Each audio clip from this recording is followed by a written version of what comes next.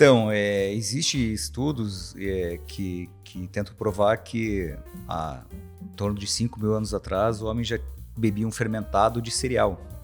Né, que a gente Suméria, chama, né? Na Suméria. Suméria.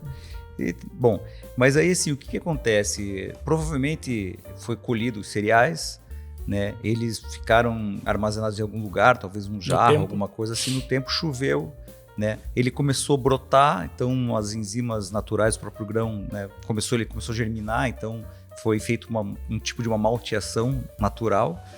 E aí, de repente, depois de um tempo, naquela água, transformou-se amido em açúcar, com a levedura do ar, ele fermentou, alguém foi lá e bebeu, e de repente tinha álcool e a gente descobriu, talvez, uma das coisas mais interessantes da humanidade, né? Não, e você sabe que eu já li algumas histórias sobre vinho e também as teorias são parecidas, né? Armazenou uva, tinha um micro-organismo do ar, fermentou aquele açúcar. Agora, por que o cara foi tomar, que é a grande pergunta, né? É verdade.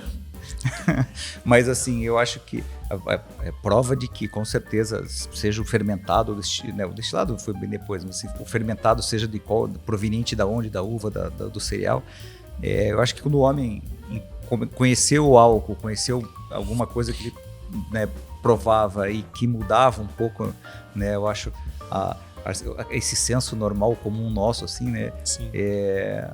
Se sentir anestesiado. Né? O homem se encantou de alguma forma e com certeza. Assim, existe até, inclusive, alguns estudos que tentam provar que o homem começou, os plantios de cereais, eles não começaram para produzir alimento, foi para produzir uma bebida fermentada, né? Então, assim, não duvido que seja isso mesmo, né? Porque realmente a gente faz bastante coisa pela cerveja. Pela cerveja. E assim... E é uma coisa, desculpa te interromper, uma coisa assim tão interessante, é tão inerente do homem gostar da bebida alcoólica que isso aconteceu na Europa, isso aconteceu com arroz no Japão, isso aconteceu, sei lá, no Peru com um cereal lá que não tinha uma bebida alcoólica que eles mastigavam. A tintia, né? Mastigavam aquele milho.